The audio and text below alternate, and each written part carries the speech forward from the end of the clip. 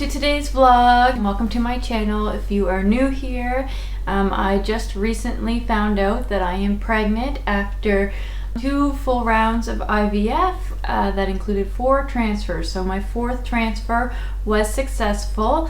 Today I am 7 weeks pregnant, and yeah, it's very exciting. I am super excited. I do have a little bit of anxiety, if I'm being honest. Hopefully I'll feel a little bit better after my 8-week ultrasound. That is not this week, but next week.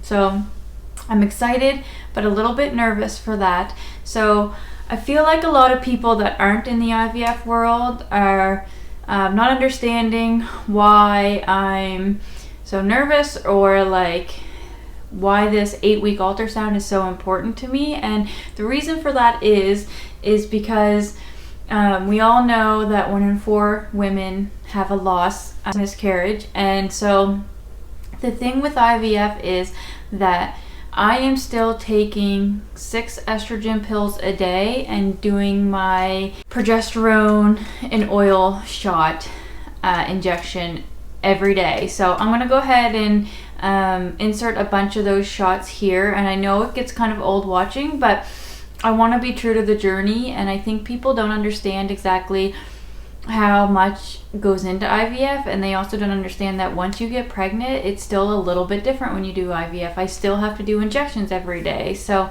I do those every day until I'm 11 or 12 weeks. So I'm going to go ahead and put the last few weeks of that in here.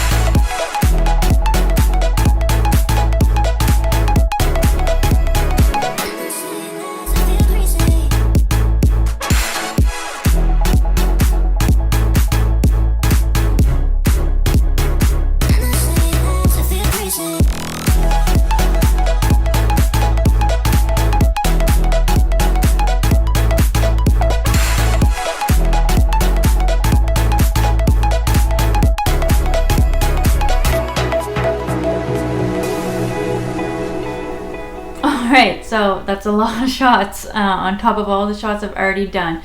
But because I'm still taking the 6 estrogen pills a day and doing the progesterone and oil shots, sometimes, and not always, it's always different for everyone, but sometimes what happens with IVF is your baby can stop growing at week 4 or 5 or whatever. You could actually have an empty sac that doesn't have a fetus in it, but because of all the hormonal support that you're getting, your body doesn't necessarily know that there's no baby or that the baby stopped growing, so you don't have a natural miscarriage. And so some people do, like, it's not unheard of or anything, but a lot of times this 8-week ultrasound, they call it the viability ultrasound, and that ultrasound is to ensure that 1, there is indeed a baby in there, and 2, that the baby is measuring at the right date. So oftentimes when people go in for this ultrasound, they unfortunately find out that the sac is empty, so they've created a sac but there's no fetus inside, or they find out that the baby stopped growing at 4, 5, 6, 7 weeks, and our bodies don't know that that's happened because we're kind of supplementing so much with all the hormones. So that is why the viability ultrasound is so important when you do IVF, because, like I said, in most cases, not all cases, but in most cases when you conceive naturally, when you have a miscarriage, you start bleeding, and that's kind of your indicator. But oftentimes with IVF, that doesn't happen because your body really doesn't know that it's not working out because of all the hormonal supplements that you're on. And like I said, that's not always the case. There's definitely people that do have bleeding and a miscarriage. I think it's more common for people to go into their viability ultrasound and find out that things are not the way that they should be. So that is why that ultrasound is so important. I'm not being negative or anything like that. I'm like really happy to be here, and I'm really positive, and I think that everything is going to go well at that ultrasound, but there is a little piece of me that knows realistically that that ultrasound could not go well. So we won't know that until we get to it. So I'll be definitely happy to have that behind me. And like I said, that is not this week, it'll be next week. So I still have over a week to wait for that. But in the meantime, I am definitely feeling 7 weeks pregnant. So right from kind of when I found out, and even a little bit before I found out, I kind of knew I was pregnant because I started having symptoms. So my first symptom was that I would think that I wanted this big bowl of chicken Alfredo. I was so excited to eat it. Corey and I would go to the restaurant, we would get it, and I would have 2 bites, and I was like, no, I don't want this. And so that is not like me. That was kind of my first main symptom. My second main symptom was that my breasts were really sore, and that happens all the time with IVF because of the progesterone and the estrogen. So I had really sore boobs all of my transfers, but I would say that about 10 days post, they really ramped up and they got really sore, and they also started getting bigger. So those were my 2 main tells. And then kind of from then on, all the other things started coming. So I am always exhausted, hence why I look like this. I didn't bother to put makeup on today. I hardly do.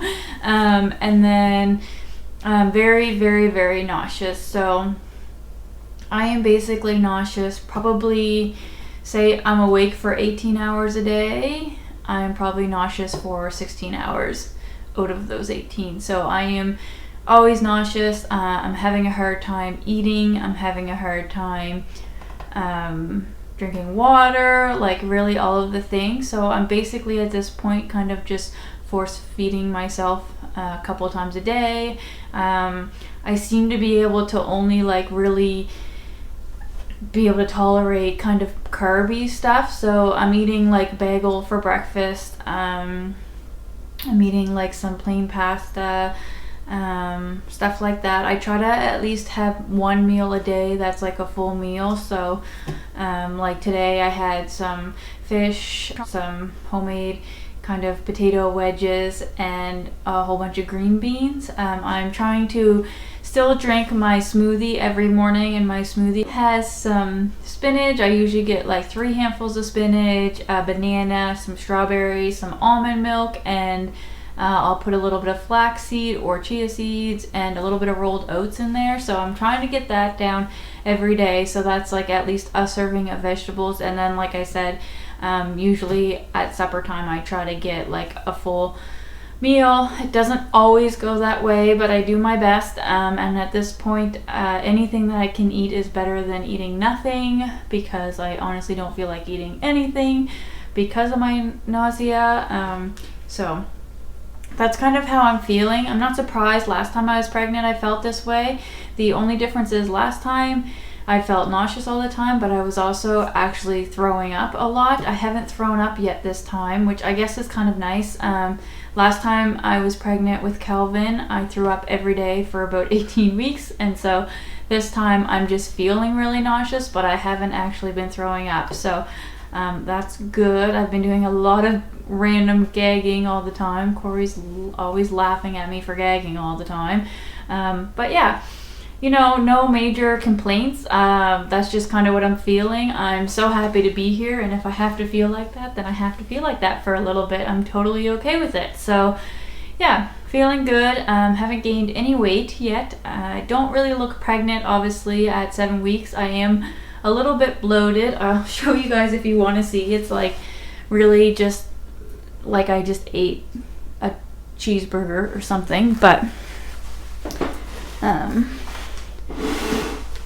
yeah, so I am a little bloated, but that's not uncommon for me because of my endometriosis. So nothing really much there yet, just bloat, but eventually, hopefully I'll start sewing. I'm oddly, like, I don't know if this is normal or if it's just because I've waited so long to be here, but I cannot wait to start showing and have a little bump and like start getting bigger. Like, I'm really excited for that. Obviously, I don't want it to happen too soon. A lot of people know that I'm pregnant. I did not follow the 12-week kind of rule, but you know, the people that know are the people that support me the most. So a lot of the kind of infertility community online here on my Instagram and stuff, and then obviously my close family, and then I do have some friends that follow my Instagram and they know.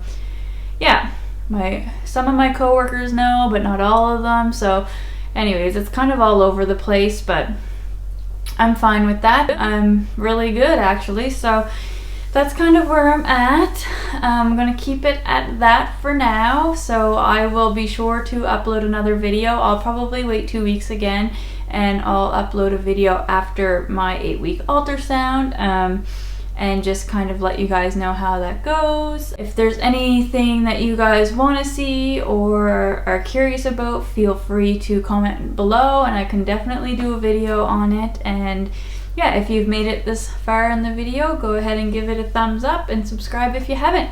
I'll see you guys next time. Bye.